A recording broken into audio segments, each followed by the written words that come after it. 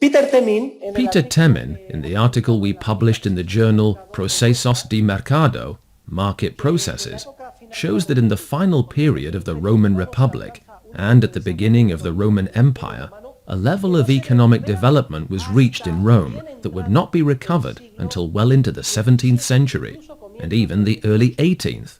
Note what I am saying. Why did this prosperous ancient world disappear? Why did the Roman Empire fall? The official version, which we have heard or read or studied in books in elementary or high school, is that the barbarians were responsible. But that is not true.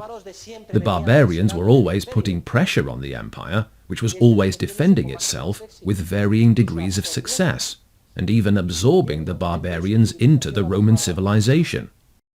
The barbarians used to arrive like waves of immigrants arrive today in the prosperous Western world in which we live. Basically, they wished to live a better life in a more civilized world. What happened to the Roman Empire? Essentially, the Roman Empire collapsed as a result of socialism. It was the welfare state that did away with the Roman Empire. Panem et circenses. Bread and circuses was the motto of the Roman rulers. They wanted to keep people happy in order to secure their support. Bread and circuses. Every other day there was a free circus. The circus was like football or soccer nowadays, and bread was distributed to the poor in Rome through the annona. This welfare state, this guaranteeing of social gains to the poor, is what put an end to the Roman Empire.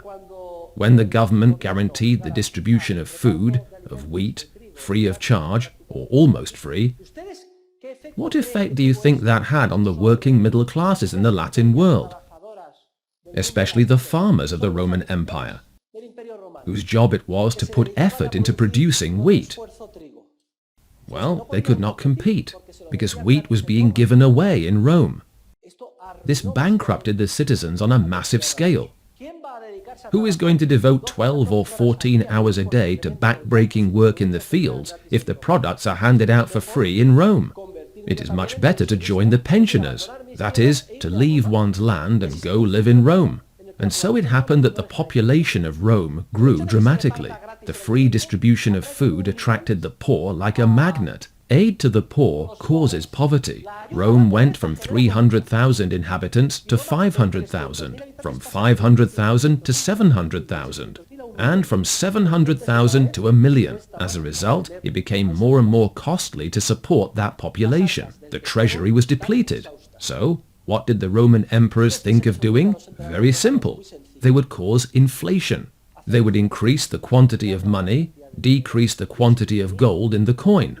If I cannot pay, I will simply divide a gold coin into 2, or 3, or 4 coins. But, ladies and gentlemen, we will see that an increase in the quantity of money has no effect, except to increase prices. There was a tremendous increase in prices. The prices of all goods rose to a varying degree, but especially the prices of agricultural goods, etc., the subsistence goods of the period. As a result, maintaining the free distribution of wheat became even more burdensome. How did the ruler react to this rise in prices? Well, like all rulers, willfully and by decree, he tried to attack the effects rather than the underlying causes. And in the 3rd century, emperors began imposing price ceilings by law, prices above which it was illegal to buy or sell. We will see that the establishment of a price limit above the price the market sets completely destroys the market. If it is illegal to buy or sell at a price higher than the one I set, and I threaten you with imprisonment or death if you disobey,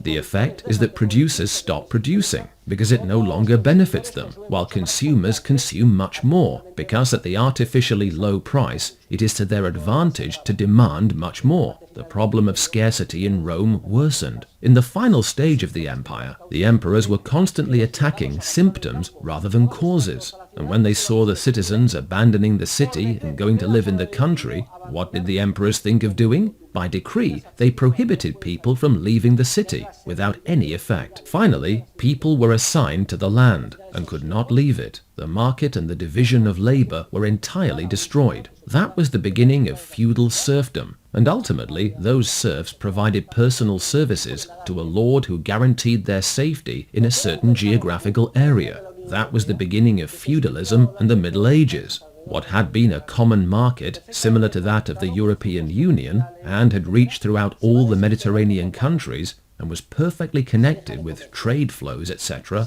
gradually disintegrated. People stopped trading and became self-sufficient. Markets disappeared. All of the prosperity and wealth of the classical world collapsed as a result of the welfare state, inflation, and the interventionary policy of the authorities. The barbarians simply occupied the remains of the old, flourishing empire, and the fall of the Roman Empire was gloomy. In the final stage, the citizens of the Roman Empire were so disgusted with the Roman authorities and their tax collectors that they considered the barbarians a lesser evil. They said, "We would rather be nominal slaves to the barbarians than citizens under the Roman Empire's boot of oppression, taxes, and intervention." And the Roman Empire fell. 1,000 years of obscurantism followed. I ask you, what would have happened to civilization if the prosperous liberal world of the Roman market economy, of the beginning of the Roman Empire, had not collapsed due to socialism? Perhaps we would have landed on the moon in the year 800 or 900. Do not think the course of history is a continual advancement, constant progress or development. Human civilization can self-destruct, and we find one of the clearest illustrations of this in the history of the Roman Empire, as I have just explained.